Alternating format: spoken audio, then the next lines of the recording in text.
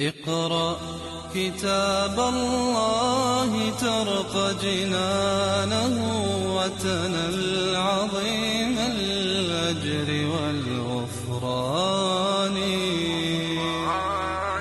رتله روي القلب من نفحاته كالماء يروي لهفة العطشان أعوذ بالله من الشيطان الرجيم. بسم الله الرحمن الرحيم. الحمد لله رب العالمين، نحمده ونستعينه ونستغفره ونعوذ بالله من شرور أنفسنا ومن سيئات أعمالنا. من يهده الله فلا مضل له ومن يضلل فلا هادي له. أشهد أن لا إله إلا الله وحده لا شريك له وأشهد أن محمدا عبده ورسوله. سبحانك لا علم لنا إلا ما علمتنا إنك أنت العليم الحكيم. اللهم علمنا ما ينفعنا وانفعنا بما علمتنا وزدنا علما.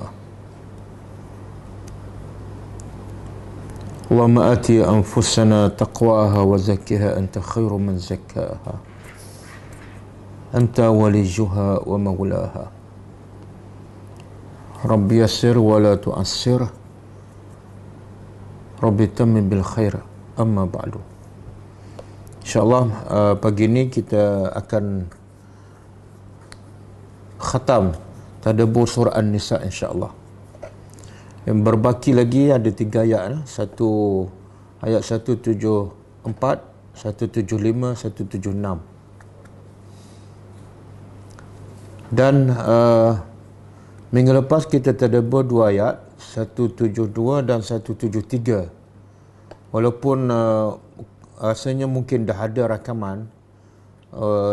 rakaman kelas yang lepas tadabbur surah An-Nisa ayat 172 dan 173. Tapi tak apalah, sebagai ulangan, sebagai peringatan, semoga ada faedahnya. Dan juga kita nak sebut juga pengajaran, sebab saya rasa rakaman yang lama tu saya ingat saya tak bagi pengajaran. Jadi kita bagi pengajaran untuk ayat yang lepas, ayat 172 dan 173 daripada surah An-Nisa. A'udzubillahi minasyaitonirrajim. Lan yastankifal masihu an yakuna 'abdan lillah walal malaikatul muqarrabun wa man yastankif an ibadatihi wa yastakbir fasayahsyuruhum ilaihi jami'a. Pengajarannya pertama, tidak mungkin Nabi Isa alaihi salam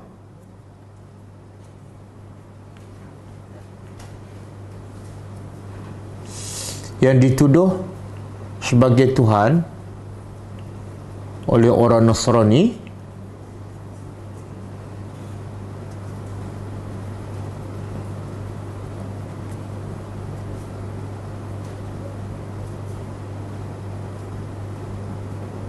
menjadi Tuhan. Maknanya tidak mungkin Nabi Isa yang dituduh sebagai Tuhan oleh orang Nasrani menjadi Tuhan. Bahkan Nabi Isa sekali-kali tidak sombong untuk menjadi hamba Allah.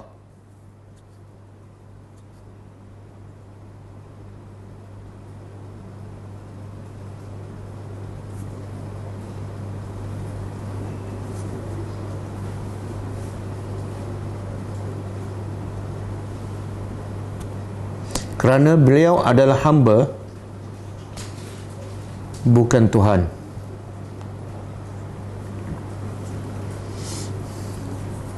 Yang kedua,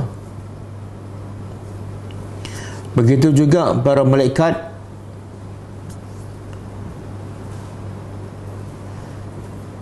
juga tidak sombong untuk menjadi hamba Allah.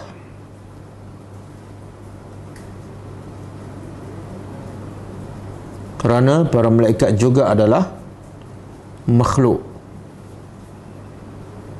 bukan Tuhan.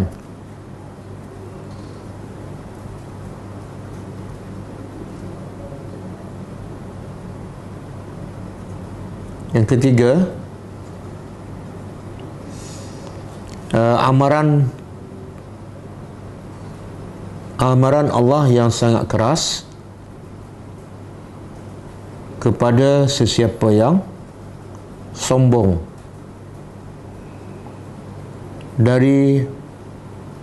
daripada beribadat kepada Allah, iaitu dia akan dikumpul di pada mahsyar dan akan diazab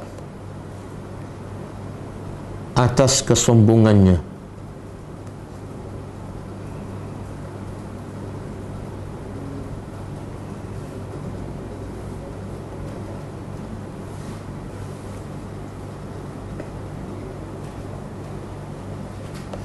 Okey, habis ayat 173. فَأَمَّا الَّذِينَ آمَنُوا وَعَمِلُوا الصَّالِحَاتِ فَيُوَفِّيهِمْ أُجُورَهُمْ وَيَزِيدُهُمْ مِنْ فَضْلِهِ وَأَمَّا الَّذِينَ اسْتَنْكَفُوا وَاسْتَكْبَرُوا وَيُعَذِّبُهُمْ عَذَابًا أَلِيمًا وَلَا يَجِدُونَ لَهُمْ مِنْ دُونِ اللَّهِ وَلِيًّا وَلَا نَصِيرًا. Pengajarannya, pertama,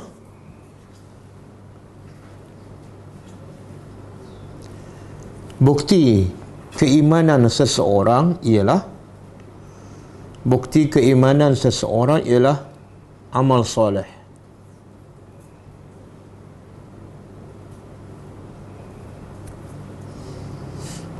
Yang kedua,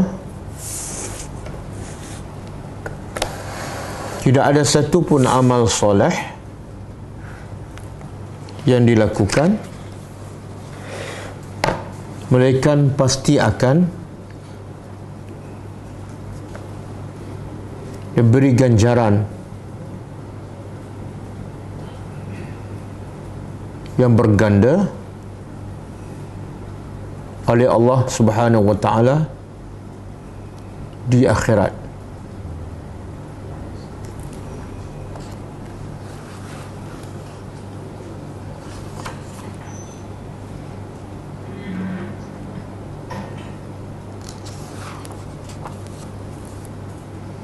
Yang ketiga,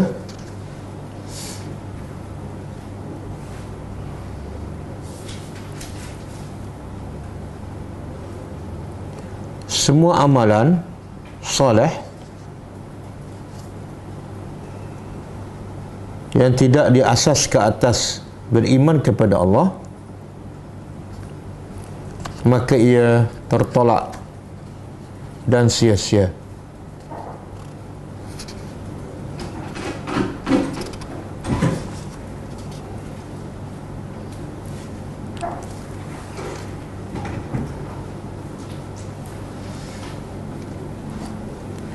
Yang keempat,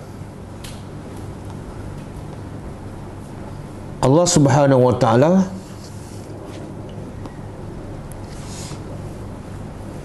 bukan setakat membalas amal soleh hambanya dengan balas sayang berganda, bahkan Allah akan menambahkan lagi.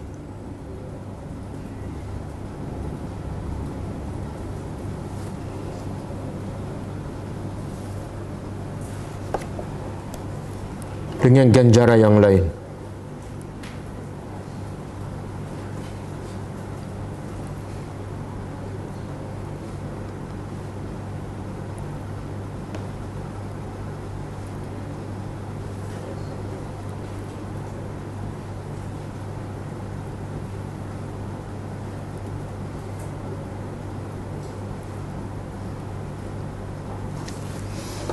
Yang kelima, orang-orang yang sombong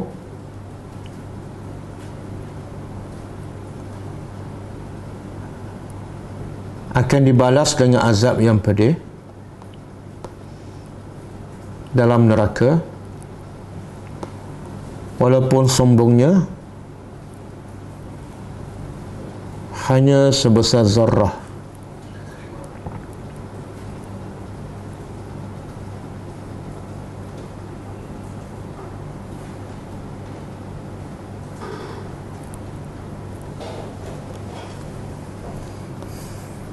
Okey, habis lah.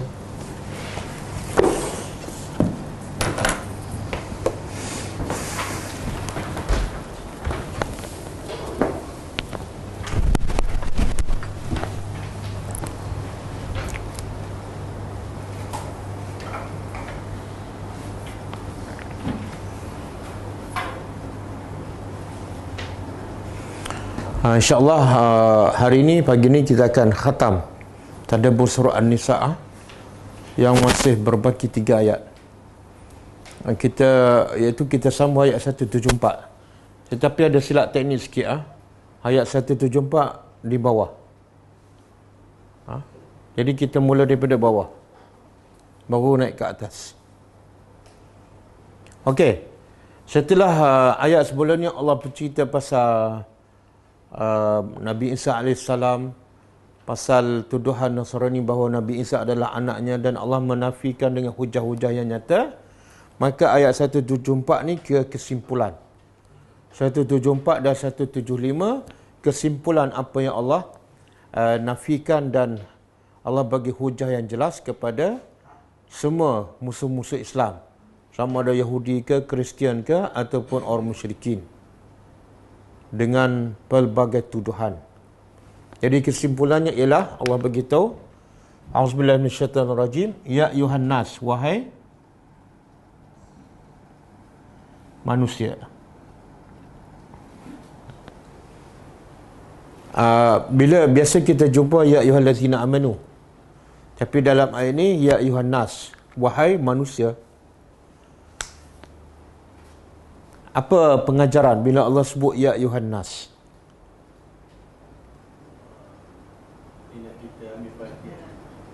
Kenapa an-nas bukan allazina amanu? Kan biasa kita kalau untuk kita khusus Allah sebut ya ayyuhallazina amanu. Tapi bila Allah sebut an-nas, makna ayat ni adalah untuk semua. Bahkan Allah nak beritahu Quran ni sebenarnya untuk an-nas, untuk semua. Hudan linnas. Maka sebab itulah Nabi telah melaksanakan tanggungjawabnya dengan betul, dengan amanah, iaitu Nabi menyampaikan Al-Quran, sebiji Al-Quran 30 juzuk. Tidak ada satu pun Nabi sembunyikan, dan Nabi sampaikan kepada semua orang, termasuk orang kafir. Bahkan semua para sahabat yang beriman asalnya adalah an-nas, bukan allazina amanu. Makna Nabi betul-betul menjalankan tanggungjawab, mesej dakwah dah sampai, dan siapa yang nak beriman, dia beriman. Siapa yang tak nak, bukan sebab dakwah tak sampai. Jadi pengajaran untuk kita juga, bila kita sampaikan dakwah, jangan pilih-pilih orang. Target kita ialah, selagi mana dia manusia, wajib kita sampaikan. Okey. Kadang-kadang kita setengah orang lah. Setengah orang ke, setengah NGO ke, kadang-kadang dia bataskan target dakwah dia. Kalau ustaz yang berceramah, biasa sasaran di mana? Di masjid. Sedangkan Allah kata dakwahnya adalah untuk semua manusia. Di luar masjid lagi ramai. Kadang-kadang kita berdakwah, NGO ni golongan elit saja, pun salah. Sebab berapa ramai asnaf yang miskin, dia pun adalah an-nas. Jadi dakwah kita wajib samaratakan dan syumul, meliputi semua jenis manusia. Okey. Qad jaa, telah sesungguhnya, ja'akum, telah datang kepada kamu burhanun. Burhan apa makna? Burhan dalam bahasa Arab ialah ad-dalilu al-qati' lil uzri wal muzilu al-syubhat. Burhan maknanya dalil yang jelas yang memutuskan segala keraguan dan yang memberi keuzuran kepada seseorang. Sama ada dia nak terima ataupun tak. Sebab bukti telah jelas. Okey, apa dia ni? Allah kata burhan, sesungguhnya telah datang kepada kamu burhan. Dan burhan adalah min rabbikum, bukti jelas. Min rabbikum, dari pencipta kamu.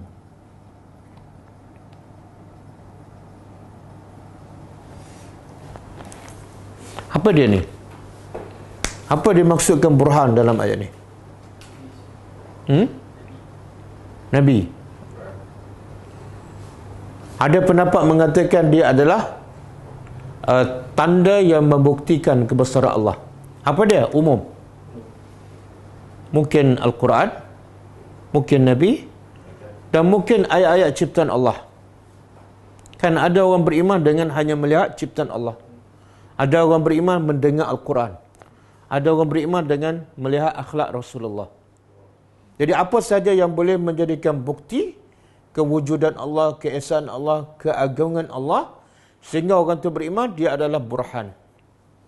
Tapi dalam banyak-banyak bukti, yang paling jelas, yang paling nyata, apa dia? Quran. Sebab kalau kita kata Nabi, Nabi dah tak ada. Tapi bukti yang membuktikan kebenaran Islam, kebenaran Nabi, dan bukti itu ada sepanjang zaman. Apa dia? Al-Quran. Ini kelebihan Nabi kita SAW. Iaitu mukjizat yang Allah bagi pada Nabi, walaupun Nabi dah wafat, tapi bukti itu masih wujud dan kekal. Berbeza dengan mukjizat yang Allah bagi pada para Nabi, para Rasul sebelum ni. Bila Nabi mati je, Nabi yang sebelum Nabi kita SAW, mati je, maka mukjizat mereka habis. Tak terpakai dah. Contoh tongkat Nabi Musa kan. Bila Nabi Musa mati, tongkat tu boleh tak digunakan lagi sebagai bukti? Tak boleh. Okey. Ada tak ayat lain Allah gunakan perkataan burhan? Nak jelaskan lagi makna burhan. Iaitu ayat surah Al-Baqarah 111. Apa dia? Wa qalu lan yadkhulal jannah illa man kana hudan aw nasara tilka amaniyuhum. Tilka amaniyuhum. Qul hatu burhanakum in kuntum sadiqin. Okey, Allah nak menempelak dakwaan ataupun penyakit yang ada pada Yahudi dan Nasara. Apa penyakit Yahudi dan Nasara dalam ayat 111? Penyakit bahaya tu. Dan penyakit tu juga ada pada umat Nabi Muhammad sallallahu alaihi wasallam. Mereka kata waqalu la yadkhulul jannah. Yahudi mendakwa tidak ada yang boleh masuk syurga kecuali Yahudi sahaja. Nasara pun tak boleh. Muhammad dengan pengikut dia pun tak boleh. Jadi akan dalam syurga nanti hanya ada orang Yahudi sahaja. Orang Nasara pula mendakwa yang akan masuk syurga hanya orang Nasrani sahaja. Yahudi boleh? Kan mereka sama-sama Bani Israel. Boleh tak? Tak boleh. Itu bukan dah puak-puak dah. Itu apa tu?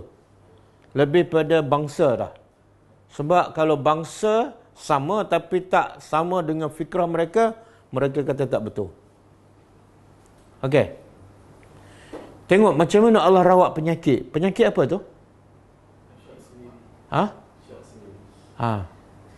SS lah. SS. Syok sendiri. Syok sendiri dia sampai tahap bahaya tak? Dia ahli neraka tapi dia perasa ahli syurga. Bahaya tak? Apa bahayanya? Dia tak akan baiki diri dia sampai bila-bila. Sebab dia yakin dia ahli syurga. Bahaya tu. Sebab tu orang beriman, sikap orang beriman, walaupun beramal soleh, jangan ada perasaan dia ahli syurga. Kena ada rasa apa dalam hati kita? Kalau kita beriman dan beramal soleh. Kita kena yakin apa? Yakin ahli syurga ke yakin ahli neraka? Yakin ahli neraka. Macam mana boleh yakin ahli neraka buat amal ahli syurga? Sifat orang beriman Allah sebut dalam surah Al-Mu'minun. Wallazina yu'tuna bima utu wa qulubuhum wajilah. Orang beriman dah beriman, tidak syirik pada Allah, semua perintah Allah dilaksanakan dan sedekah lagi. Tetapi wa qulubuhum wajilah, hati mereka masih takut. Takut amalan tak diterima. Takut nak menghadap Allah, takut amalan tak sempurna. Bukan tak yakin pada Allah, bukan bersangka buruk pada Allah, tapi dia sangka buruk pada diri dia sendiri. Solat aku tak khusyukkan. Kena ada perasaan tu. Sebab bila ada perasaan tu, apa kita akan buat? Bila apa kita kita tak kekal dengan amalan itu, kita akan tambah baik lagi. Okey. Tengok Allah rawat penyakit ni. Allah kata apa? Macam mana nak rawat penyakit syok sendiri? Allah kata, tilka amaniyuhum. Itulah amani, angan-angan mereka. Syurga ni bukan angan-angan. Dan Allah, ini obat dia, obat rawatan penyakit SS. Qul, katalah wahai Muhammad, begitu mereka, hatu, bawa datang burhan, sama dengan burhan, bawa datang bukti yang jelas bahawa kamu ahli syurga. In kuntum sadiqin, sekiranya kamu adalah orang yang benar. Dalam ayat lain surah Al-Jumu'ah pun ada, surah Baqarah pun ada. Bila Allah cabar mereka, kalau kamu ahli syurga, matilah. Fatamannaul maut. Matilah sekarang, masuk syurga kan senang. Tak payah fikir dah pasal vaksin, pasal COVID kan. Masuk syurga terus. Kan kamu yakin ahli syurga. Maka dia kata apa? Lan yatamannau, mereka tak nak mati. Itu cara nak rawat. Jangan kata kamu bodoh. Tak, bagi buktilah. Jadi di sini Islam nak mengajar kita satu kaedah yang penting. Iaitu, agama mesti ada bukti, mesti ada dalil. Tak boleh mendakwa sebarangan. Dia mendakwa dia betul, bagilah bukti. Sebab Nabi dah cakap kan, aku tinggal dua perkara. Kalau kamu pegang dua ni, kamu tak akan sesat. Kamu kata kamu tak sesat kan, dan tuduh pula orang lain sesat. Apa bukti kamu? Adakah kamu berjalan di atas hidayah Al-Quran dan Sunnah? Kalau tak, itu adalah SS. Syok sendiri. Okey? Burhanakum. Okey. Lepas tu, tengok kita nak tadabbur di sini. Allah kata, telah datang kepada kamu burhan. Apa maksud telah datang? Pengajarannya, Allah tidak akan mengazab manusia selagi mana bukti tidak datang. Kan? Katalah orang tu duduk di mana? Kutub utara kan? Datang tak burhan pada mereka? Tak. Maka mereka dikira sebagai ahli fitrah. Wa ma kunna mu'azzibina hatta nab'atha rasula. Allah kata kami tidak akan mengazab mana-mana kaum sehingga kami utuskan rasul. Ini datang. Okey. Dan burhan pula Allah sebut ni min rabbikum. Allah tak kata minallah. Beza tak kalau burhanu minallah dengan burhan min rabbikum? Beza tak? Apa beza dia? Siapa Allah? Rabb. Siapa Rabb? Allah. Kan? Dia sebenarnya 2 kali 5, 5 kali 2. Allah ialah Rabb. Rabb ialah Allah. Tapi kenapa Allah tak guna perkataan Allah? Lafzul jalalah. Ada mesej Allah nak beritahu. Siapa yang faham, fahamlah. Siapa yang tak faham, tak faham. Apa dia?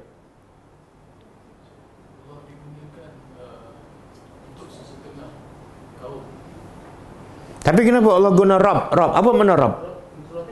Apa? Kenapa Allah guna perkataan pencipta?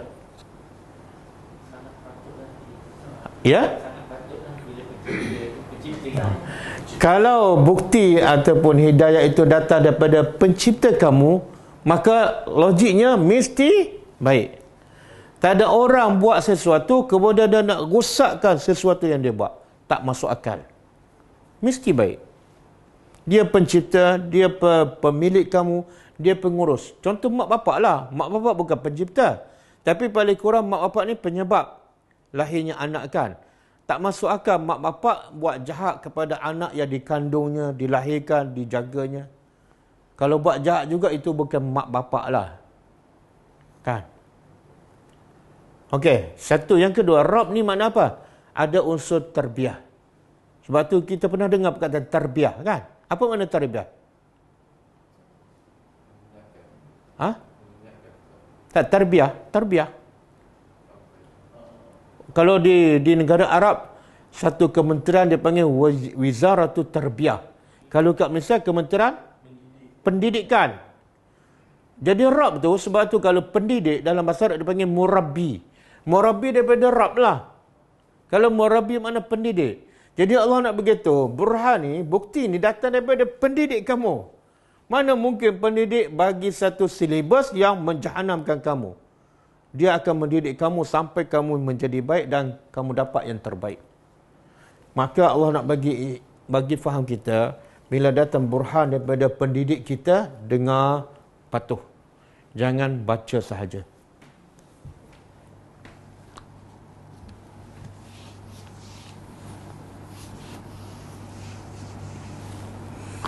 Kemudian wa anzalna, dan kami telah menurunkan ilaikum kepada kamu nur cahaya,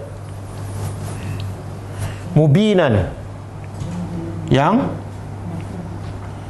jelas. Okey, nur ni pula apa dia? Apa pula makna nur? Al-Quran. Ya, burhan tadi? Tekan dua Quran. Burhan tu lebih umum lah. Apa saja bukti-bukti yang menunjukkan kewujudan Allah, keesaan Allah, keagungan Allah, yang membuktikan kenabian Nabi kita SAW. Umum. Termasuklah ciptaan Allah. Tapi yang nur ni lebih kepada Al-Quran. Ada pendapat mengatakan nur di sini juga adalah Nabi Muhammad. Boleh tak kita kata nur ni ayah Nabi Muhammad? Boleh. Yang tak boleh ialah Muhammad dicipta daripada nur, iaitu karut. Muhammad dicipta daripada cahaya, itu karut. Tapi Muhammad tu sebagai nur kepada orang beriman. Boleh. Sebagaimana Quran adalah nur kepada orang beriman. Kenapa kalau Allah nak sebut Quran, kenapa Allah tak sebut terang-terang je? Wa anzalna ilaikum Qur'anan mubina. Kenapa tak sebut direct Quran? Kan? Supaya kita tak pening-pening, kan? Pening tak? Nur tapi terjemah Quran. Pening ke tak? Pening dengan Quran,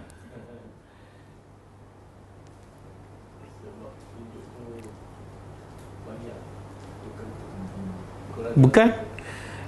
Kita nak faham apa makna nur? Cahaya, lawan dia apa? Gelap. Sebenarnya Allah nak begitu. Quran tu seolah kamu dalam kegelapan tiba-tiba dapat cahaya. Berbeza tak daripada kamu duduk dalam gelap, tiba-tiba orang bagi cahaya? Beza tak perasaan kamu? Dan kerja kamu ketika dalam cahaya dengan ketika dalam gelap? Sangat berbeza tak? Kalau dalam gelap kamu duduk perasaan rasa takut, risau. Kenapa? Sebab tak nampak apa-apa. Mungkin ada bahaya, tersepak ke, ada binatang. Perasaan takut. Itulah gambaran orang yang jahil. Tak tahu yang ni dosa ke, haram ke, apa akan berlaku lepas ni, kan? Tapi bila ada Quran, clear. Semua nampak. Bila semua nampak, jiwa kita akan tenang. Semua yang Allah timpa pada kita, kita hadapi dengan senyum. Kenapa? Sebab kita dah tahu dah, ini ujian Allah. Allah nak ampunkan dosa. Kan? Allah nak tinggikan darjah. Kita senyum je hadapi ujian. Itu makna kita berada dalam cahaya. Ramai tak orang bila ada solat, puasa, bila Allah bagi musibah, macam orang duduk dalam kegelapan. Ramai tak? Makna apa itu? Dia belum ikut Al-Quran. Siapa yang meraba-raba dalam kehidupan, khususnya ketika ditimpa musibah, dia sebenarnya hidupnya belum berpandu ke Al-Quran. Boleh faham? Sebab itulah pemuda Kahfi bila pergi duduk dalam gua, dia stres tak? Stres tak? diburu oleh musuh, kelang kabut tak? Tak, kenapa? Sebab dia nampak dah, ini semua perancangan Allah. Bila Allah rancang, aku serah pada Allah, semua selamat. Kita kalau pergi duduk dalam gua kan, tanpa bawa bekalan, stres tak? Nabi Yunus AS kan, duduk dalam perut ikan. Gelap tak? Berapa kali kegelapan? Berapa kegelapan? Ha? Satu kegelapan dalam perut ikan, ada tingkap. Ada tingkap tak? Ada masuk cahaya? Tak ada. Yang kedua, kegelapan laut. Laut semakin dalam, semakin gelap. Betul? Betul tak? Betul. Yang ketiga, kegelapan malam. Cuba bayangkan. Tapi Nabi Yunus boleh berzikir tak? Tenang tak jiwa dia? Itulah sebab apa? Dia ada nur. Nur bukan mesti cahaya macam ni, tak. Nur kita nampak apa yang Allah takdirkan, apa musibah ni kenapa, semua clear. Yang ni dosa, yang ni halal, yang ni Allah suka, semua clear. Tenang je. Apa saja musibah, dia boleh senyum. Okey. Sebab tu Nabi ajar kita, bila dapat nikmat baca apa? Alhamdulillah allazi bi ni'matihi. Bila dapat musibah baca apa? Alhamdulillah juga. Puji Allah. Menunjukkan apa? Orang beriman dapat musibah ke dapat nikmat, semua puji Allah. Sebab apa? Dia duduk dalam cahaya. Tapi setengah orang dapat nikmat, alhamdulillah, siap dengan kenduri kesyukuran. Tapi bila rumah terbakar, habislah aku, celakalah aku. Tak keluar ada alhamdulillah. Sebab dia berada dalam kegelapan. Sama juga siapa ni? Hajar duduk tengah padang pasir. Semua tak ada kan? Dia duduk dalam cahaya ke dalam kegelapan? Kita kalau sesat tengah hutan kan, bekalan tak ada, tenang tak? Walaupun kita dah lama tadabbur Al-Quran kan, Quran tu belum betul-betul menjadi cahaya. Okey, saya nak bagi satu ayat yang menunjukkan ataupun mendalilkan bahawa nur ialah Quran. Cuba buka surah At-Taghabun ayat 8.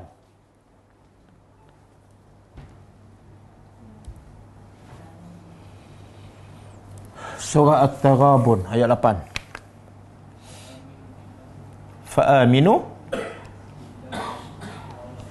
Fa'aminu billahi wa rasulihi wan nur allazi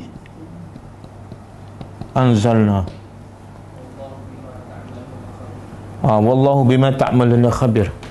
Okey, cuba terjemah. Fa'aminu. Allah kata apa? Berimanlah kamu. Billah. Kepada Allah. Yang kedua, Rasulnya. Yang ketiga, nur. Nur. Apa ni nur ni? Quran. Mana tahu? Allazi anzalna, yang kami turunkan. Quran lah. Jadi ayat ni menghuraikan makna nur dalam surah An-Nisa ayat 174.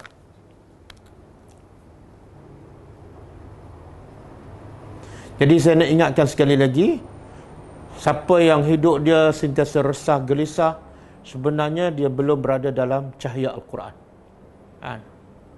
Ada banyak diceritakan dalam kitab tafsir, hamba-hamba perempuan yang beribadat, al-abidat, bila tangan dia luka berdarah, muka dia senyum. Kan? Jadi orang tanya, tangan kamu berdarah, tapi kenapa muka senyum? Kita pernah tak luka muka senyum? Ataupun terjatuh berdarah lutut muka senyum? Alhamdulillah. Pernah tak? Orang langgar kereta kita, keluar kereta muka senyum. Pernah? Tak pernah? Okey. Jadi ahli ibadat di kalangan wanita ni, bila tangan dia luka berdarah, muka dia senyum. Jadi orang tanya, kenapa kamu senyum sedangkan tangan kamu berdarah? Sepatut kamu muka berkerutlah, sakit kan? Maka jawapannya apa? Aku sekarang sedang memikirkan kemanisan pahala orang yang sabar. Kemanisan pahala orang yang sabar. Jadi manisnya pahala menghilangkan kepahitan luka ni. Boleh faham? Kenapa dia boleh senyum? Sebab dia berada dalam cahaya. Dia bukan nampak luka tu, dia nampak kalau aku sabar dengan luka, Allah bagi pahala berapa? Pahala orang sabar.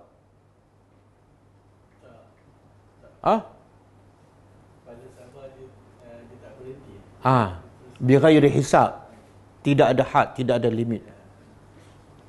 Macam contohlah, kita tahu bos kita akan bagi kita 20,000. Kan? Tapi kita kena redha apa saja dia buatkan. Tiba-tiba, Zak, besok dia kata saya akan bagi 20,000. Tapi kalau kamu kena redha dengan apa yang saja aku buat. Kita pun setuju. Dia nampak 20,000. Tiba-tiba Zak dia bagi biji penampar. Kita marah ke senyum? Tadi dia cakap dah, aku nak bagi 20,000 cash pagi besok. Tapi kamu kena redha apa saja yang aku buat. Kan? Mindset kita dah bersedia dah. Bila dia penampar, kita ingat apa? Sakit penampar ke yang 20,000? Masa tu boleh senyum tak? Boleh. Kecuali kita tak percaya, memang bos ni kaki tipu. Memang. Tapi yang berjanji nak bagi pahala yang tidak ada hak ni siapa? Allah. Bila kita tak boleh nak senyum, makna kita ada krisis keyakinan pada Allah. Apa yang Allah janji macam tak berapa? Betul. Boleh? Ini penting ni. Sebab tu Allah guna perkataan nur supaya kita menjadikan Quran tu betul-betul seolah kita berada dalam cahaya. Semua nampak. Okey, ayat 175. Fa'ammal lazi, maka adapun allazina, orang-orang yang amanu, mereka beriman billah, dengan Allah, wa'tasamu, dan mereka i'tasamu ni makna apa? Berpegang teguh. Tapi maksud ayat ni ialah, kalau kita tengok tafsir, ialah bertawakal. Dia ada kaitan tak berpegang teguh dengan tawakal? Ya. Tak mungkin orang tu tawakal serah pada Allah kecuali dia pegang teguh-teguh dengan Al-Quran. Dan mereka bertawakal dengannya. Fasayadkhiluhum, maka kelak akan dia, iaitu Allah, masukkan mereka fi rahmatin, dalam rahmat. Rahmat daripada siapa? Minhu, darinya. Dan wafadlin, dan fadlin. Okey, kita nak faham. Allah nak bagi tahu dan nak puji. Siapa ni? Satu, beriman dengan Allah. Yang kedua, tawakal. Ada orang beriman tapi tawakalnya tak cukup. Kan? Bila tak ada kerja dah takut dah. Kan? Bila ada musibah dah risau dah. Tapi ada orang ada kerja ke apa ke, yang penting dia mentaati perintah Allah. Tawakal dia tinggi. Bahkan Nabi buat contoh kan, tawakal yang terbaik apa dia? Tawakal yang terbaik. Siapa dia? Idola makhluk Allah yang paling baik tawakalnya. Burung. Kan Nabi kata apa? Lau tawakkaltum haqqa tawakkuli la razaqakum kama yarzuqu at-tayra yakhruju bitana wa yaruhu khimasa. Kalau betul-betul kamu bertawakal, sebenar-benar tawakal, maka Allah akan bagi rezeki kamu sebagaimana Allah bagi rezeki pada burung. Keluar perut kosong, balik. Jadi macam mana burung boleh keluar perut kosong, balik kenyang? Dia tahu tak tempat rezeki dia di mana? Dia ada pendapatan tetap tak? Ada KWSP? Ada simpanan? Tak ada. Tapi setiap hari keluar perut kosong, balik mesti. Dan bila dia balik, dia bawa tak untuk simpanan besok? Untuk minggu depan? Tak ada. Tapi walaupun tak ada simpanan untuk besok, besok dia ada lagi tak rezeki? Ada. Tawakal. Kita bila bekerja untuk hari ni ke untuk setahun? Untuk setahun. Kadang-kadang umur 80 pun nak simpan lagi kan? Umur 95 pun nak simpan lagi duit. Tak ada. Okey. Yang dua, ada dua. Satu beriman, satu tawakal. Apa kelebihannya? Allah kata Allah akan masukkan mereka dalam rahmat dan anugerah Allah. Apa makna rahmat di sini? Kita nak masuk syurga ke nak masuk rahmat? Ha? Rahmat dulu baru. Kena pergi Gua Musang lah. Ha? Sebab rahmat duduk di Gua Musang.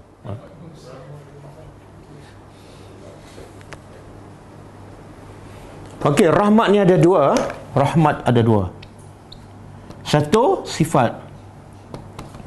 Yang kedua, makhluk.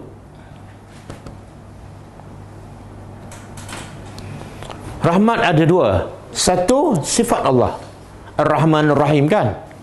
Yang kedua, rahmat ialah makhluk Allah, bukan sifat. Apa dia? Ada satu hadis sahih. Allah berkata pada syurga, Enti ya? Enti rahmati. Allah bercakap dengan syurga. Syurga ni laki ke perempuan? Ha? Laki ke perempuan? Dan enti ni laki ke perempuan? Perempuan. Jadi syurga laki ke perempuan? Ini bukan Allah bila sebut anti ni bukan bermakna jantina, tak. Tapi perkataan jannah tu ada tamarbutah. Jangan kata aku tak boleh masuk lah sebab syurga ni memang perempuan. Okey, Allah kata anti rahmati, engkau adalah rahmat aku. Arhamu biki man asya'u. Engkau adalah rahmatku. Okey, rahmat di sini sifat ke makhluk? Ha? Makhluk lah, sebab ni syurga. Syurga kan makhluk. Engkau adalah rahmatku. Engkau ni syurga. Makna rahmat di sini dalam hadis ni adalah makhluk, bukan sifat Allah. Arhamu biki, aku akan merahmati dengan engkau, dengan syurga. Man asya, siapa yang aku kehendaki. Siapa yang aku rahmat, aku akan masukkan ke dalam engkau. Okey? Jadi kita balik pada ayat kita. Siapa yang beriman dan bertawakal, maka Allah akan masukkan mereka dalam rahmat. Rahmat dalam ayat ni sifat Allah ke makhluk? Makhluk. Buktinya? Masukkan. Tak mungkin Allah masukkan orang yang beriman ke dalam rahmat Allah. Boleh faham? Jadi sebenarnya masuk rahmat di situ apa? Surga lah. Surga lah. Surga. Dan Allah sebut dalam bentuk nakirah. Kenapa? Kenapa Allah sebut dalam bentuk nakirah? Bila nakirah makna umum. Umum. Kita pernah dengar hadis Nabi sebut, Allah yang sebut dalam hadis kudusi, aku mencipta rahmat ni 100 rahmat. Kan? Kemudian Allah ambil daripada 100, Allah hantar kat dunia. Jadi semua yang kita rahmat pada isteri, pada anak, bahkan binatang yang ganas pun rahmat kepada anak dia, harimau kan. Dia tak makan anak dia, tapi anak jiran dia makan. Itu rahmat yang satu. 99 lagi dalam syurga. Jadi rahmat dalam syurga terlalu besar dan terlalu umum, macam-macam. Sehingga Allah kata apa? Tak pernah terfikir dalam kepala. Betul? Dan fadlin ni mana? Anugerah. Lebih daripada syurga apa dia? nikmat masuk syurga. Ada lagi tak yang lebih tinggi pada tu? Melihat wajah Allah. Kan? Okey. Jadi kalau nak masuk syurga, apa syarat dia? Bukan setakat beriman. Beriman Allah tak sebut amal soleh. Bila tak sebut, dia termasuk sini. Sebab iman tu mesti yakin di hati, sebut di lidah dan beramal dengan anggota. Dah masuk sini. Kena tambah satu lagi, tawakal. Sebab itulah kita pernah dengar hadis yang Nabi kata ada orang yang masuk syurga tanpa hisab dan tanpa azab. Pernah dengar? Berapa ramai tu? 70,000. Apa ciri-ciri orang ni? Azab kubur tak ada, soal dalam kubur tak ada, panas pada mahsyar tak ada, titian sirat pun terban. Langsung tak ada azab, tak ada soal. Inilah sifatnya. Dia beriman, dia berserah kepada Allah. Langsung tak ada kebergantungan pada makhluk. Termasuklah bila dia sakit, dia tawakal. Dia tak adalah minta tolong orang ke. Kalau dah, katalah kalau dia tak pergi berubat di klinik ke hospital, dia masih boleh jalan, dia pilih yang tu. Tapi kalau sampai memudaratkan dan menyebabkan dia tak boleh jalan ke tanggungjawab, dia pergi. Boleh? Kalau dia sakit juga, contohlah dia nak berdoa kan, dia sendiri berdoa. Dia tak suruh orang berdoa. Dia tak kata, telefon AJK masjid boleh tak buat solat hajat, doa. Itu bukan, tak masuk dah. Itu bergantung pada orang kan. Bukan soal salah. Bukan soal salah. Semakin kita bergantung pada orang, semakin kurang kebergantungan kita kepada Allah. Boleh? Sebab itulah Hajar, hebat tak dia? Apa hebat Hajar?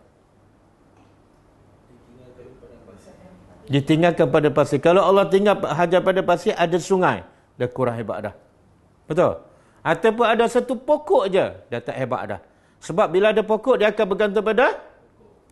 Ataupun Ibrahim tinggal apa? Nombor telefon. Habis. Jadi kalau suami kita tinggal kita dengan makanan, dengan telefon, dengan tinggal kita tanpa makanan, tanpa telefon, yang mana lebih tinggi darjah kita? Contoh je, suami jangan buat macam tu. Suami kalau nak buat, dia test diri dia dulu. Okey. Jadi ini mahal ni, sebab tu Allah kata apa? Akan dimasukkan dalam syurga dan anugerah. Sin. Dalam bahasa Arab, sin ni apa makna? Semua tu ada makna. Setiap huruf dalam bahasa Arab ada makna dia. Asal dia tak ada. Asal dia yudkhilu sahaja. Sin, huruf sin, satu huruf je ada makna. Satu, litahaqquq. Yang kedua, lil qarib. Sin menunjukkan makna, tahakkuk apa makna? Pasti dapat. Sebab yang bercakap siapa? Kita lah, kalau saya kata sa'u'tika sayyarah, saya akan bagi engkau kereta, saya guna huruf sin, ada mungkin tak tahakkuk? Tak ada. Cakap kosong. Tapi kalau Tuhan cakap guna sin, pasti akan berlaku. Yang kedua, lil qarib, benda tu akan berlaku dekat, bukan jauh. Macam mana dekat tu? Kan kiamat jauh lagi. Sebenarnya alam akhirat dengan kita hanya dipisahkan dengan kematian je. Bila roh kita keluar, bila kita akan masuk kubur? Mungkin tengah hari, petang tu masuk. Dan bila masuk kubur, kita ada dua sifat ni.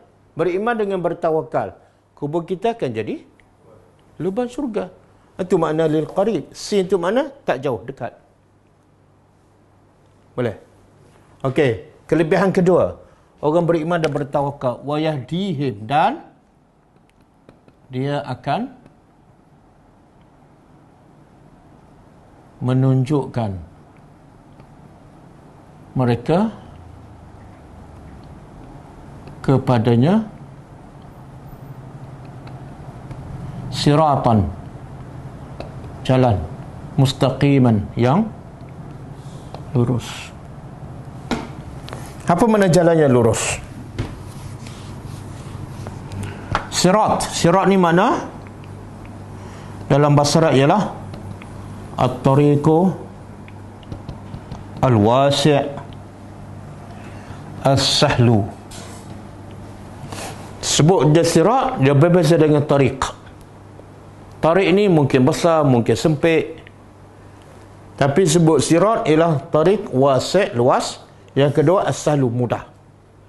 Makna tidak tinggi, rendah, rata, kemudian tidak ada belok ke kanan, belok, tak ada. Kemudian mustaqimah pula, lurus. Apa maksud ni? Jalan yang benar ni apa dia? Jalan hidayah lah. Apa kelebihan? Bila Allah kata jalan hidayah tu luas, mudah, tidak ada bengkok kanan kiri, dan lurus. Apa kelebihannya? Bila luas, kita akan rasa apa? Selesalah. Makna Allah nak begitu. Bila kamu berjalan di atas hidayah, kamu akan rasa tenang, selesa je. Kalau rasa sempit tu, belum dapat hidayah lah. Rasa dia jalan macam jalan kampung kan. Kemudian lurus. Lurus tu apa kelebihannya? Bila lurus, cepat sampai. Dan mesti sampai destinasi. Dia sebab dia tak ada bersepang siu. Tak ada. Mesti sampai ke rahmat Allah. Okey. Jadi berapa kelebihan ya Allah nak bagi kepada berapa kelebihan? Siapa yang beriman dan bertawakal kepada Allah, berserah pada Allah. Berapa? 2. 1, rahmat Allah dan fadlin. Yang kedua, apa maksud ni? Allah menunjukkannya jalan yang lurus. Sedangkan di sini dah beriman. Bila dah beriman, bukankah berada di jalan yang lurus? Sebenarnya di hujung tu ialah dalam tafsir ulama mengatakan Allah akan tambah lagi hidayat kamu. Sehingga kamu betul-betul istiqamah dan tak akan menyimpang lagi sampai ke akhir hayat kamu. Boleh faham? Jadi kelebihan 2, siapa yang beriman dan bertawakal pada Allah. 1, masuk syurga. Dukhul al-jannah ataupun rahmat. Yang kedua, ziyadatul hidayah. Ziyadatul hidayah.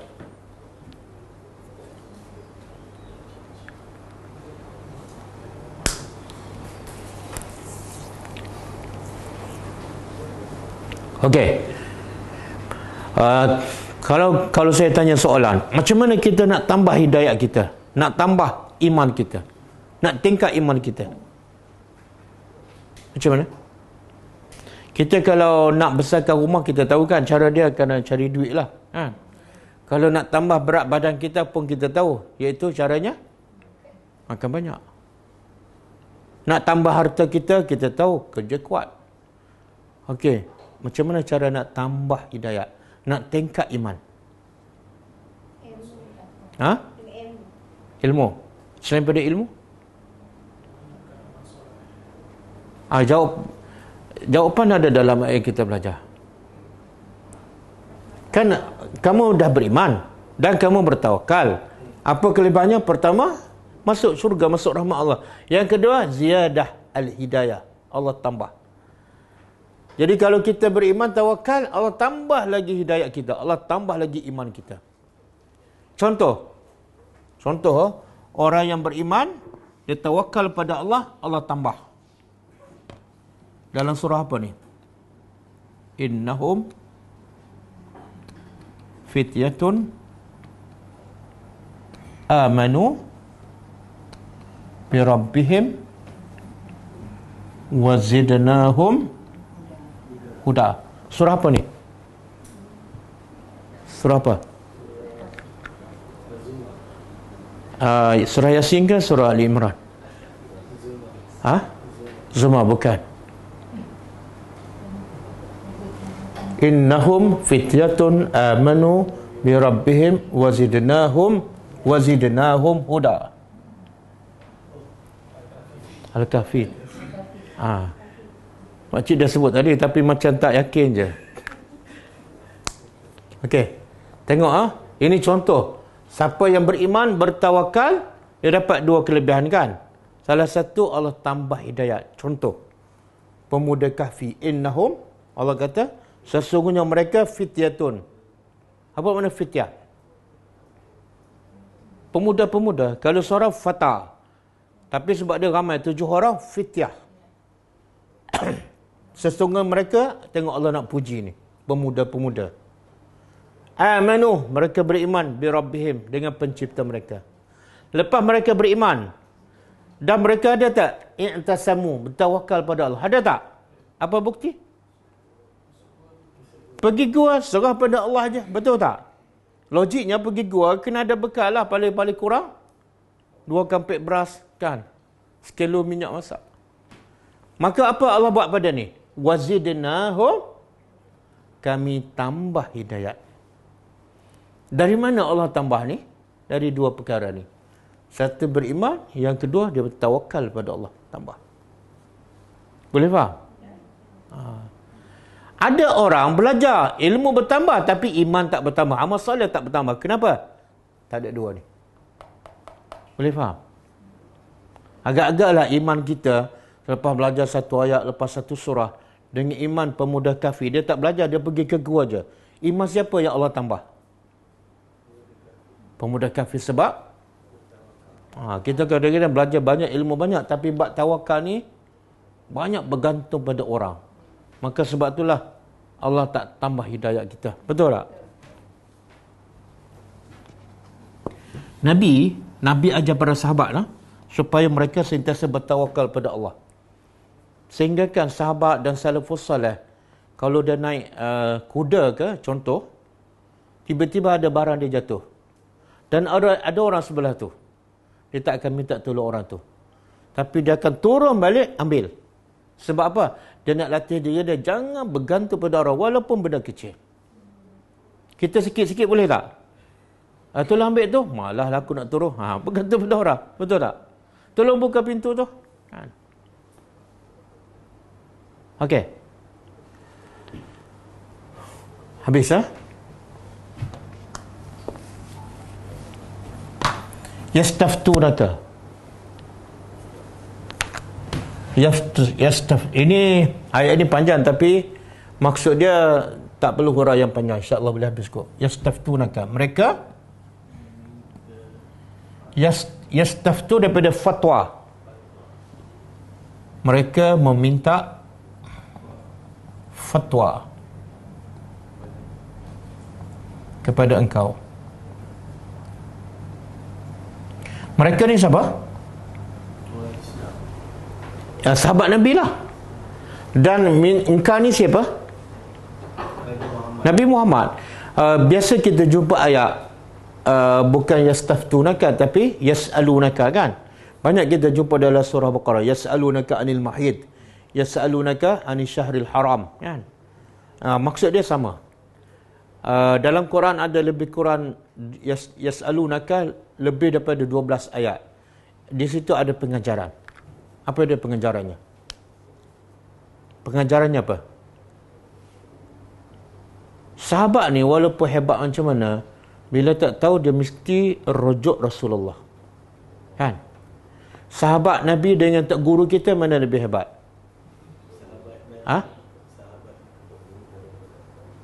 Sahabat Nabi dengan tak guru kita mana lebih hebat? Sehebat sahabat, dia tak mereka-reka. Tokoh pakar dalam bahasa Arab duk zaman Nabi macam Abu Bakar kan, mereka tak mereka-reka. Mereka mesti rujuk Rasulullah.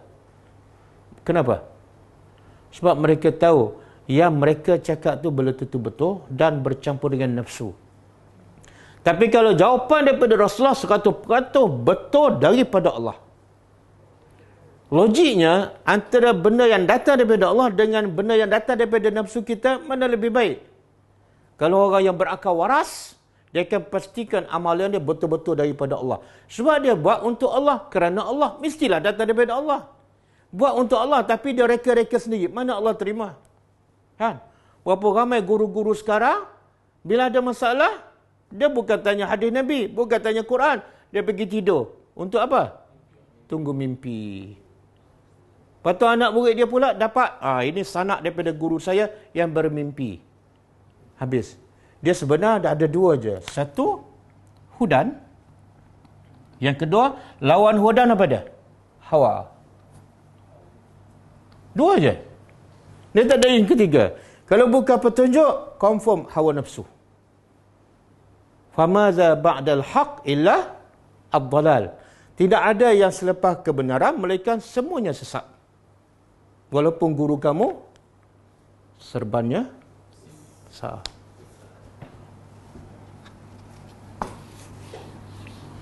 Okey.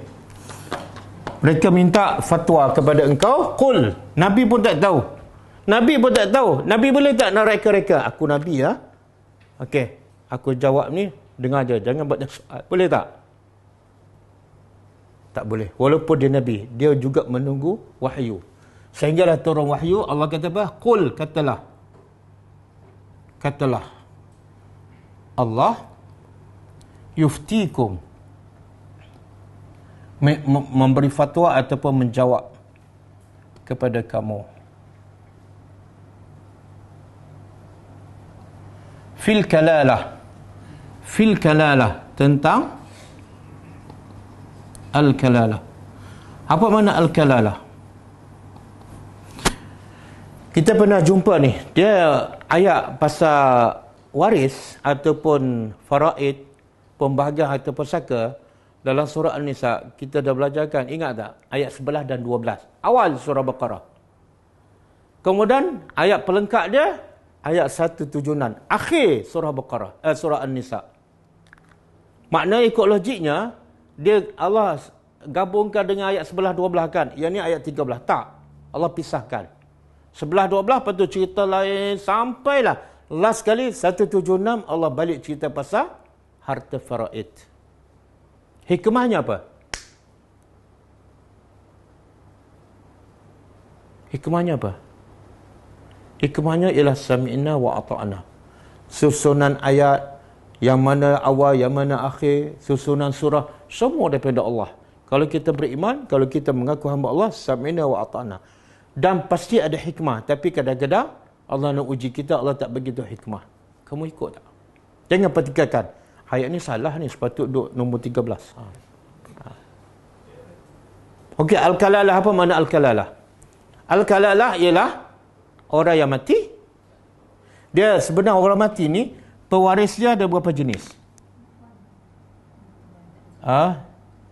Si mati kan? Dia pewaris dia sama ada atas, dia panggil apa? Usul. Usul lah asal. Mak bapak dia, atuk dia, ataupun bawah, dia panggil furuk. Furuk ni siapa? Anak cucu. Yang ketiga, ni dia panggil hawashi. Adik-beradik.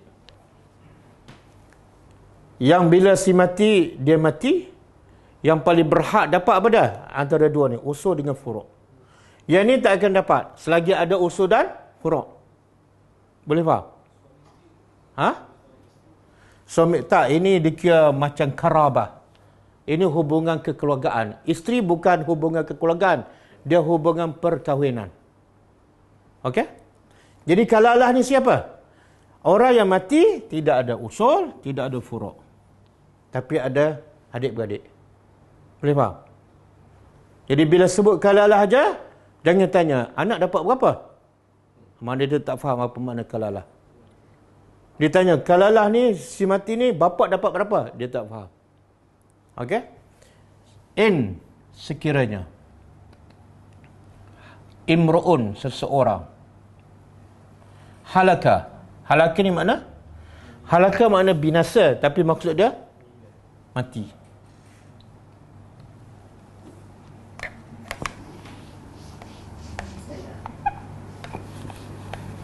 Okey, mati. Laisa tidak ada baginya walad, anak. Tidak ada anak baginya. Walahu ukhtun, dan baginya ukhtun, saudara perempuan, kakak ataupun adik. Okey, si mati ya. Tak ada anak, tak ada bapa, tak ada atuk. Ada kakak. Kakak dapat berapa? Falaha nisfu, maka baginya nisfu. Nisfu apa dah? Separuh. Ma taraka, apa yang taraka dia tinggal.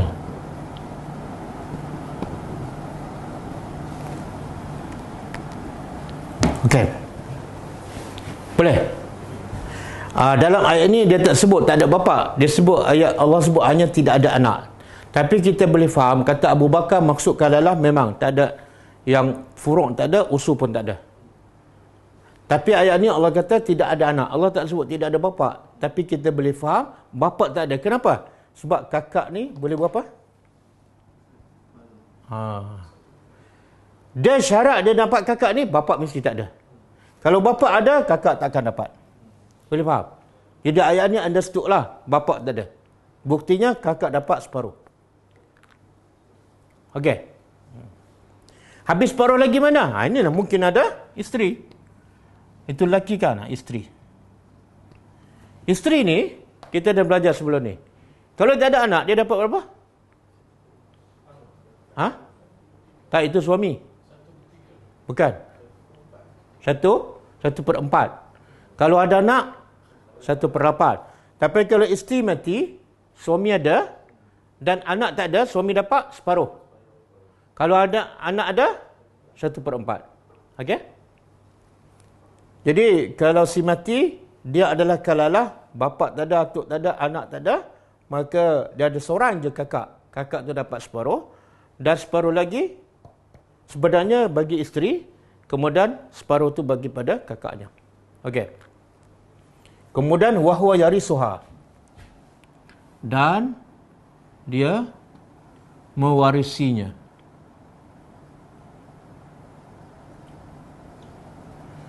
Dia ni pula siapa?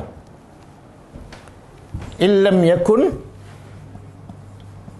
sekiranya dia tidak ada baginya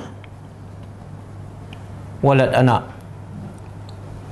Siapa pula dia ni? Saudara lelaki.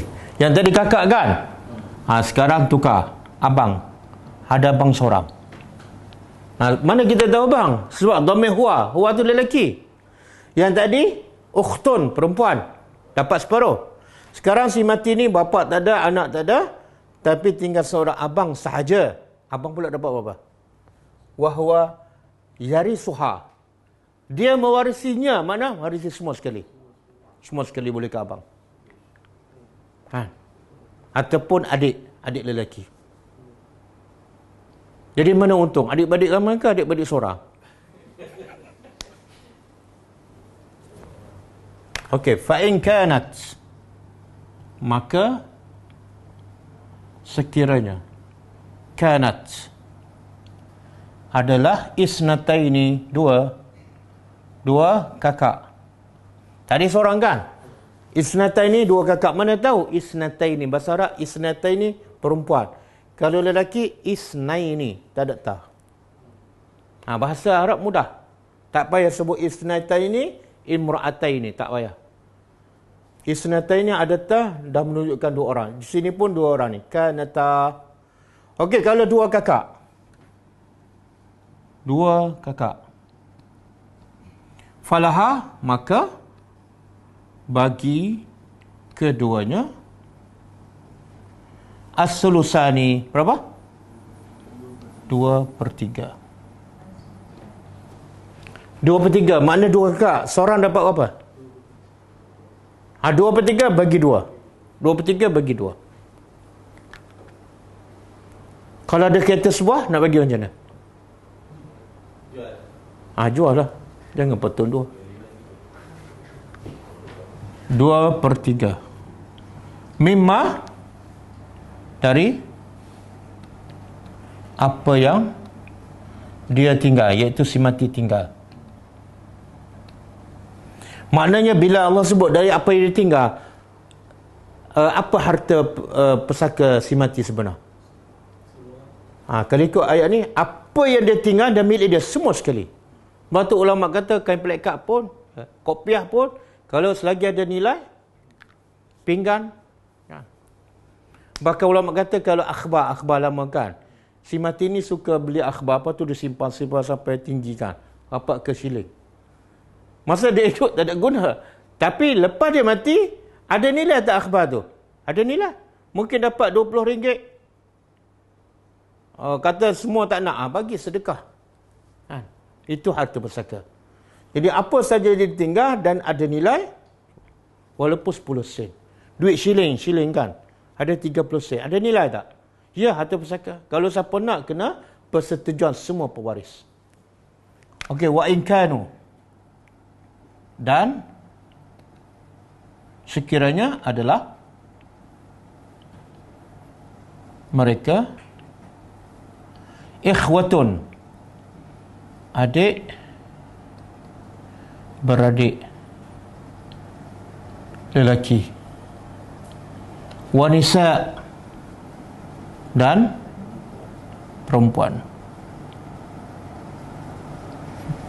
Mana ramai lah, ni ramai lelaki pun ramai, perempuan pun ramai. Mungkin 3 lelaki 2 perempuan ke. Maka macam mana pembahagian? Halis zakari, balik macam asal. Maka bagi lelaki mislo, seperti 2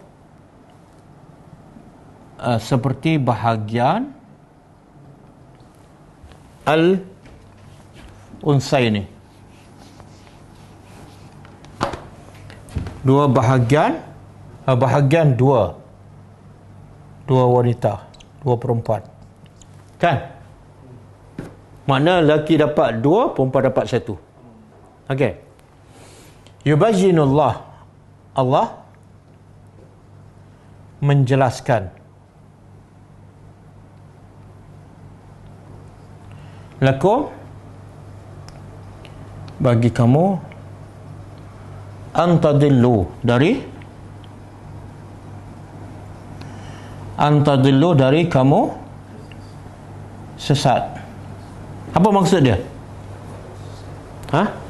Apa maksud ni? Allah menjelaskan bagi kamu. Allah jelas apa ni? Hukum faraid. Apa matlamat Allah jelaskan hukum faraid macam ni? Detail. Supaya kamu tidak sesat. Makna apa tu? Kalau lepas berlaku kematian, tiba-tiba bergaduh, tiba-tiba sesat. Sebab apa? Sebab hukum tak jelas ke? Sebab kamu memang tak nak belajar. Jadi hukum Allah cukup jelas. Siapa yang mengatakan Quran tak sesuai dengan tahap kita, dia mendustakan ayat Allah ni. Allah kata yubayyin, Allah menjelaskan. Jadi bila kita tak faham, jangan salahkan Al-Quran. Sama ada kita memang tak belajar, sama ada kita ilmu cetek, ataupun kita salah faham, ataupun kita memang tak nak terima Al-Quran. Itu je. Boleh? Dan wallahu, Allah bikulli, dengan setiap sesuatu, alimun, maha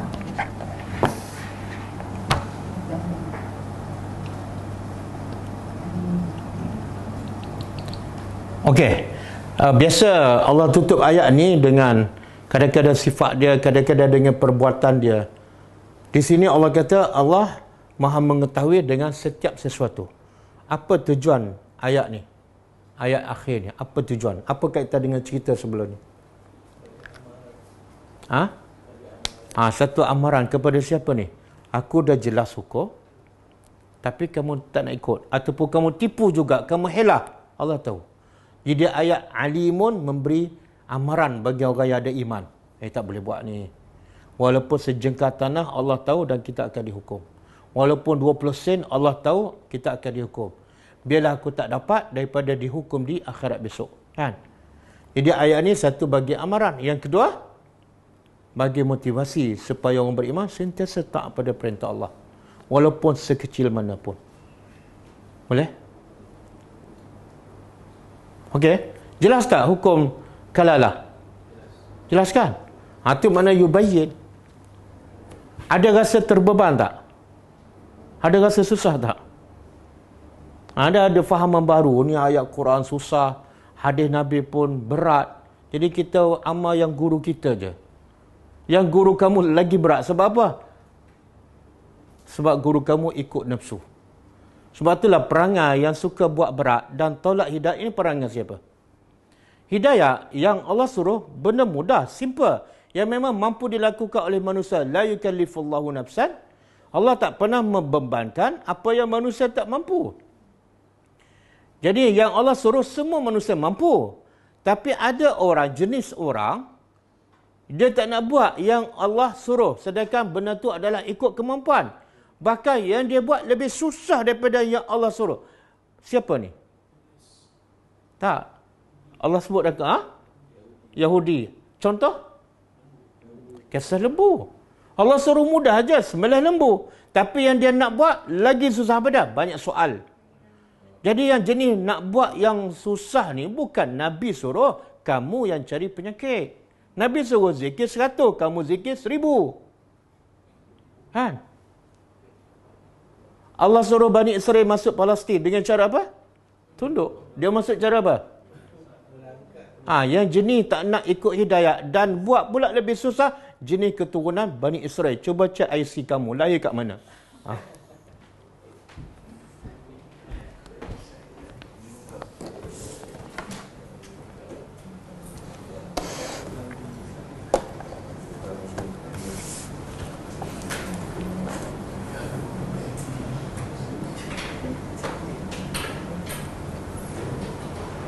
Okey, ada soalan ke? Saya nak insya-Allah setiap kelas Isnin sambil tadabbur, lepas tadabbur kita akan sambung buku Syarah Bulughul Maram. Lama dah kita tinggal ni. Kalau malam lepas tadabbur kita baca buku-buku kecil ni. Kalau kelas Isnin selepas tadabbur kita akan baca 1-2 hadis daripada kitab Syarah Bulughul Maram insya-Allah mula minggu depan.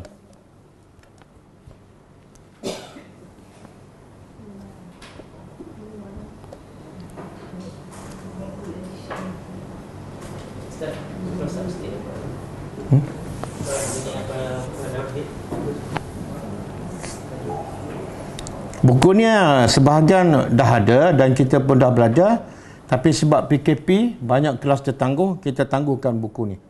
Jadi insya-Allah mulai minggu depan hari Isnin kita akan sambung balik. Siapa yang belum ada buku boleh beli melalui Shopee.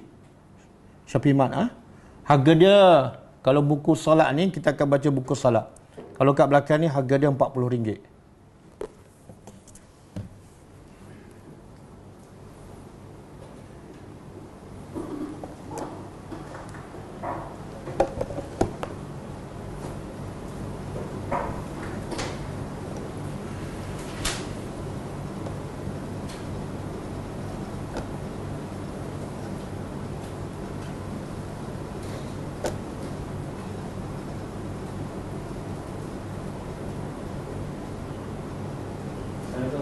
Saya nak tahu cerita tentang Allah ciptakan nafsu.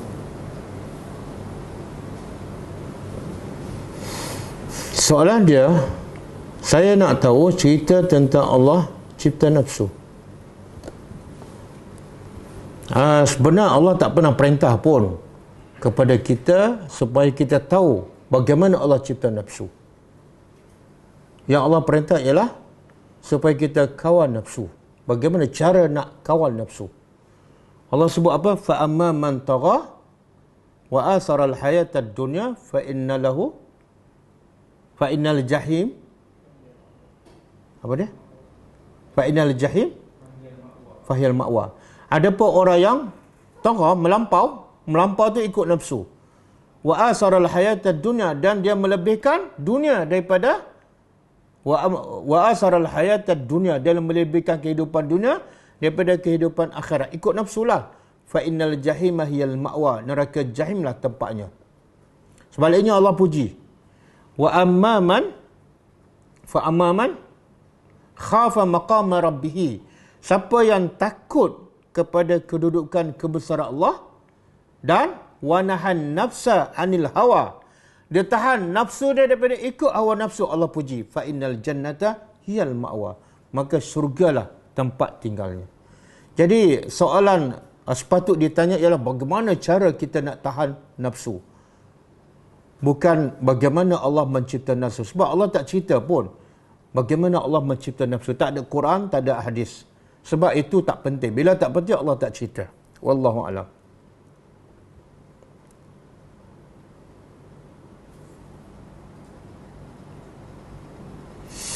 InsyaAllah next week surah apa, nanti saya maklumkan. Minggu depan kita akan bagi tahu surah apa. Dalam soal wasiat, kalau kita tak tuntut, adakah berdosa sebab malas nak gaduh? Sebab kita biarkan wasiat dibagi ikut nafsu adik-beradik. Okey, soalan dia, dalam wasiat kalau kita tak tuntut, adakah berdosa sebab malas nak bergaduh? Sebab kita biarkan wasiat dibagi ikut nafsu adik-beradik. Okey. Bila dia bagi ikut nafsu, benda tu mungkar tak? Salah. Bila salah, kewajipan kita apa dia sebagai orang beriman? Kita nak mengelak daripada bergaduh, bagus. Tapi kalau kita elakkan orang bergaduh, menyebabkan dia buat kemungkaran dan kita tak kata apa, kita berdosa. Nabi kata apa? Man ra'a minkum munkaran falyughayyirhu biyadihi. Siapa je lihat kemungkaran, wajib dia cegah. Sama ada dengan kuasa dia, ataupun dengan lidah, ataupun paling lemah, benci. Dia tak boleh biarkan. Kalau dia biarkan dengan alasan tak nak bergaduh, dia berdosa. Sebab dia tidak mencegah kemungkaran. Dan kita dah belajar sebelum ni. Antara sebab Bani Israel dilaknat oleh Allah, sebab tidak mencegah kemungkaran. Tidak mencegah kemungkaran, dosa besar. Jadi kalau adik-beradik bagi harta pesaka kat hawa nafsu, kita tak nak tuntut, itu tak ada masalah, itu hak kita. Tapi kita wajib sampai pada mereka, cara kamu ni salah. Akan dimurkai oleh Allah dan tak ada keberkatan. Bagi tahu. Dia nak terima tak nak terima, itu bukan urusan kita. Yang penting kita dah sampaikan. Wallahu a'lam.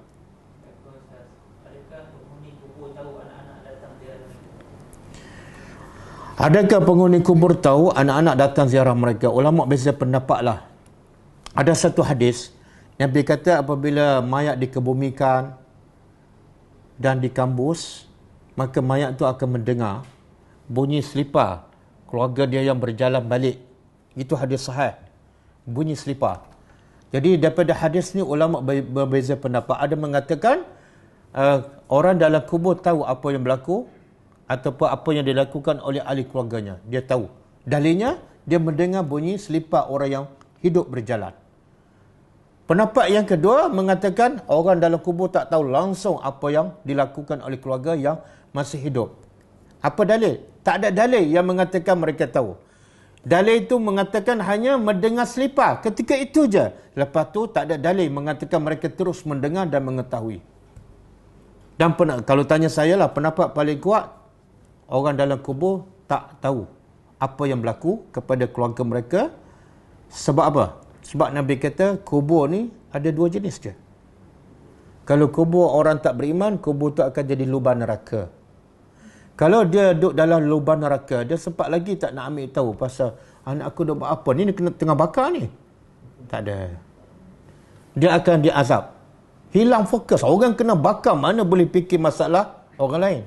Ataupun yang kedua, kalau dia beriman, kuburnya akan menjadi taman syurga.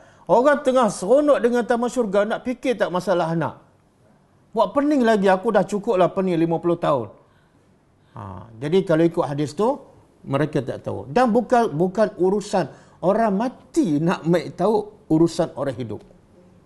Kerja mereka, urusan mereka dah tamat. Wallahu a'lam. Kalau ibu tak nak membagi harta peninggalan ayah kepada anak-anak ikut faraid kerana ibu kata harta itu susah payah ada dulu dengan ayah. Kami anak-anak tak nak lawan takut neraka. Bagaimana ya Ustaz, kami takut, kami juga takut Tak ada, kena betulkan fahaman anak derhaka. Bila anak tu dikatakan derhaka? Bila anak tidak mentaati ibu dalam perkara yang dibenarkan dalam agama. Contoh, mak suruh anak tu tak aurat, anak tak nak. Maka anak tu bukan setakat lawan Tuhan, tapi derhaka pada mak. Sebab dia tidak dengar cakap mak dia yang selari dengan perintah Allah. Tapi kalau mak suruh benda yang bercanggah dengan perintah Allah dan anak tidak taat, itu bukan anak derhaka, mak yang derhaka pada Allah. Contoh pembahagian pesaka kan, mak tak nak bagi. Dia kata harta dia, itu dakwaan dia. Maka anak pun tak ikut. Itu bukan anak derhaka.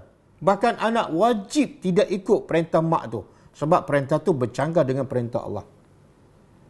Kan Allah sebutkan dalam surah Luqman, kalau mak bapak yang kafir menyuruh anak tu buat syirik ke apa ke, Allah kata apa? Fala tuti', jangan taat. Jangan taat. Tetapi dalam masa yang sama, wasahibhuma fid dunya ma'rufa. Kamu kena bergaul dengan mak bapak kamu yang kafir itu dengan cara yang baik. Hormat dia sebagai mak bapak. Bila dia sakit, bawa pergi hospital. Itu tak ada kaitan dengan perintah Allah. Okey. Ustaz, saya nak tanya, khairat kematian si mati kena faraid juga ke? Khairat kematian dari pihak EPF, bank dan Sultan Aku. Apa yang saya faham, duit khairat kematian adalah harta pesaka si mati. Sebab dia yang menabung. Dia menabungkan. Siapa yang menabung? Bini ke dia? Kalau bini menabung, duit bini lah. Kalau dia menabung, duit dia. Dan kalau dia mati, harta khairat kematian adalah harta pesaka. Milik dia.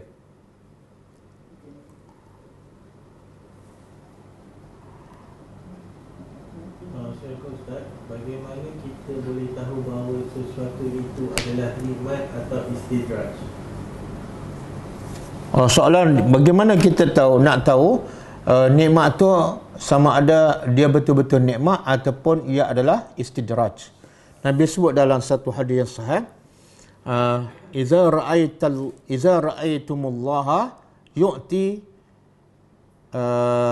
ma yuhibbu minad dunya wa huwa muqimun ala ma'asihi fa huwa istidraj.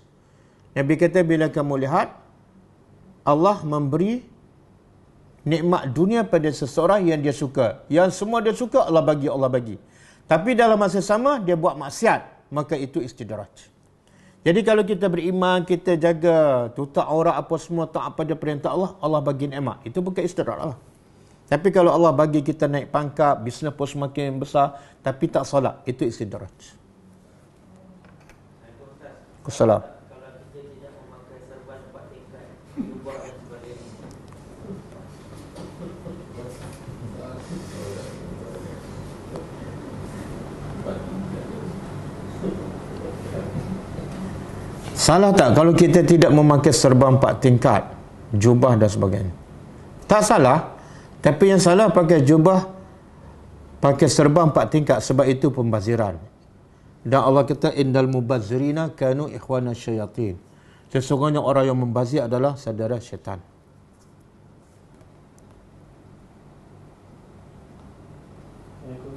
Assalamualaikum. Seseorang anak beri barang kemas bagi ibu, dan selepas ibu itu meninggal, barang kemas diambil semua oleh anak. Dia seorang anak bagi barang kemas pada mak dia. Lepas tu bila mak meninggal, dia ambil balik. Ini orang kata buruk siku lah, kan? Dia sebenarnya dia tak ikhlas. Kalau betul dia ikhlas bagi, jangan ambil lah. Bila dia ikhlas bagi, bukan hak dia dah, jadi hak mak dia. Dan bila mak dia mati, jadi harta pesaka yang sepatut diwarisi oleh semua. Bila dia ambil, sebenarnya dia ambil harta pesaka, dan itu adalah haram. Jika semati adalah anak bujang lelaki yang tidak berkahwin, masih mempunyai ibu sahaja dan adik-adik lelaki dan perempuan, adakah harta semati kena ikut faraid seperti wang insurans dan IPF? Dia soalan dia, si mati tak ada keluarga. Kemudian ada mak, kemudian ada adik-beradik lelaki. Soalan dia, ada kena ikut faraid? Dia hukum faraid ini wajib diikuti oleh semua orang, bujang ke, kahwin ke, wajib diikuti oleh semua orang yang beriman. Soalan tu kena jelas. Kemudian bagi tu kepada siapa? Mak mesti dapat 1/6. Kemudian adik-beradik lelaki dapat. Tapi kalau ada bapa, adik-beradik lelaki, terhalang. Kalau ada mak, adik-beradik lelaki, boleh. Jadi pergi ke pejabat agama, tanya berapa bahagian adik-beradik tu. Wallahu a'lam. Ustaz, hibah ni kan, yang tepat sekali, saya dapat hibah tapi saya mati sebelum orang yang beri tu. So, hukum berlepas tu macam mana? Kena pulang balik ke? Tak, macam mana? Hibah? Tak. Adik saya baru meninggal kan. Ha? Tu sebelum tu mak tiri saya kasih dia, hibahkan rumah tu pada dia. Tukar nama semualah. Saya soalannya dia meninggal sebelum orang tua ni. Dia kena COVID, dia meninggal. So mak tiri tu ada lagi. So maksud saya pulang balik ke hibah tu? Tak, dia bagi tu sempat dia bagi masa hidup lah. Ya. Proses tukar nama dah berlaku lah. Lepas tu kawan, Cakap dia lah belum tukar nama lah. Tapi dia cakap oh tak ada hitam putih. Ada saksi tak? ada. Kalau ada saksi, mana jadi hak si mati lah. Dan bila jadi hak si mati, dia akan jadi harta pusaka lah. Dah pergi lawyer semua, dah dapat surat semua kan, Ha. dah tukar nama kan, dah peguam tu dah jadi saksi dah semua kan, dah bertama syariah, dah agama syariah dah semua dah. Jadi peguam tu pun dah dengar mak tiri dia, saya hibahkan dia ini. Tiba masa adik kami meninggal, tapi mak tiri tu masih ada lagi. Adik kata kena pulang balik sebab mak tiri tu masih hidup. Tak, dia bagi betul ke bagi main-main? Masih hidup dia bagi. Tak, kalau dia bagi betul, kenapa kena pulangkan? Tanya mak tiri tu, mak ni bagi betul ke ataupun main-main? Kalau bagi betul, dia jadi hak milik. Ada saksi apa semua, jadi hak milik si mati lah. Mau pergi mahkamah syariah, ada sign depan lawyer tu kan. Dia masalah macam ni. Ini masalah cinta ke harta lah, kan? Dia cinta ke harta lebih daripada cinta ke akhirat. Dia kalau dia bagi, sebenarnya apa tujuan dia? Dia nak apa sebenarnya daripada hibah tu? Dia nak apa? Dia nak pahala kan? Pahala dengan rumah mana lebih besar? Kalau dia yakin pahala lebih besar, bagi pejam mata je. Sebab tu orang beriman, bila buat kebaikan yang terbaik, lupa terus. Sebab apa? Dia nampak pahala tu. Kalau bagi satu dapat 700, berganda-ganda, berlipat ganda. Jadi kenapa nak ambil balik? Kalau kamu dah ambil balik, satu, pahala dah tak dapat dah. Sebab kamu bagi tak ikhlas. Yang kedua, mungkin kamu ambil hak orang. Betul tak? Mungkin hak kawan si mati tu. Jadi, yang terbaiknya, bagi terus. Sekarang ni ada yang buat macam ni, Ustaz. Hibah tu akan letak sana selepas orang yang memberi mati. Jadi macam tu.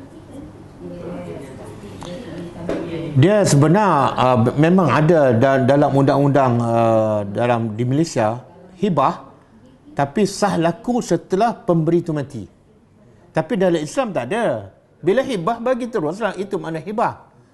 Kalau hibah bersyarat, itu dipanggil hibah bersyarat lah. Syaratnya saya mati. Kamu nak apa ni sebenar? Biar jelas lah. Sebab tu Allah banyak sebut ayat-ayat kelebihan orang bersedekah. Hibah tu sedekah lah, kan? Jadi kelebihannya berlipat kali ganda. Bila kita bagi bersyarat, mungkin tak dapat pahala lah. Kenapa nak bersyarat? Kita nak pahala Allah tapi bersyarat. Kan? Sebab itulah Abu Bakar, dia bersyarat tak bagi. Tak ada, semua licin. Okey, cukup lah. Kalau boleh kelas, kalau berikan mak ayah kereta, tetapi lepas itu mak ayah meninggal, tetapi kereta masih bawah tanggungan si anak. Jadi kereta tersebut dikira kereta mak ayah atau kereta si anak? Ada orang bagi salah. Okey. Soalan dia, kalau anak bagi kereta pada mak ayah, kemudian mak ayah meninggal, dan kereta tu masih belum habis bayar lah, dan di bawah tanggungan anak, dia bila dia bagi, memang jadi harta mak bapak lah. Okey.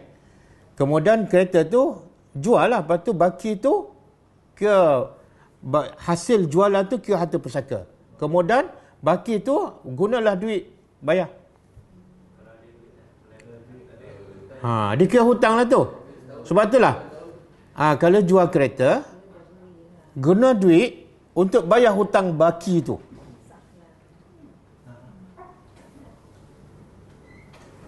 Okey. Assalamualaikum. Waalaikumsalam warahmatullahi. Saya nak tanya satu soal. Ha? Silakan. Saya ni Ustaz. Saya dekatkan satu datanya kepada waris sepupu saya. Ha. Ada kejadian kemudian orang jadi ayah. Semula tak jelas. Sedekah kebun kepada sepupu.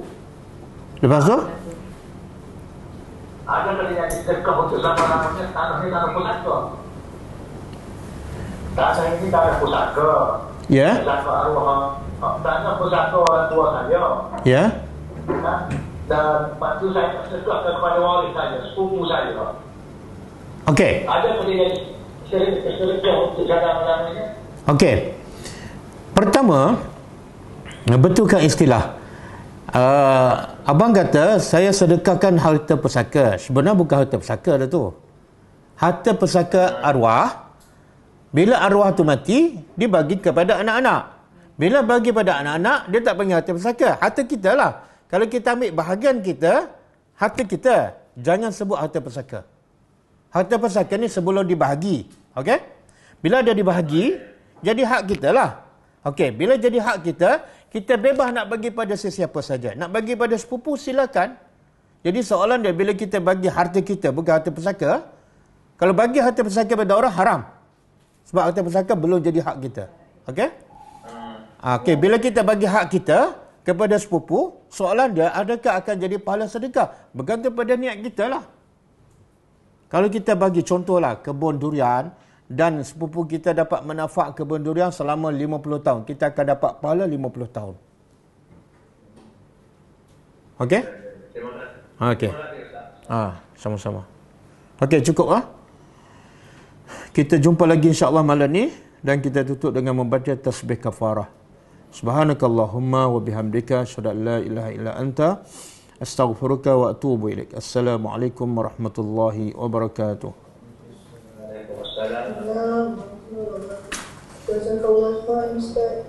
Wa antum fajazakumullah khair. Waalaikumsalam. Waalaikumsalam. Kita nak tengok buku. Waalaikumsalam.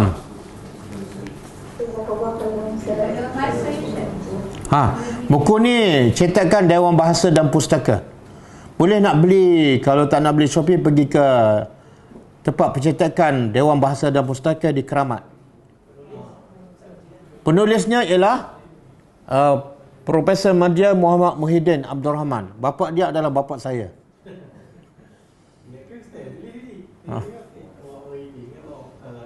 Dah.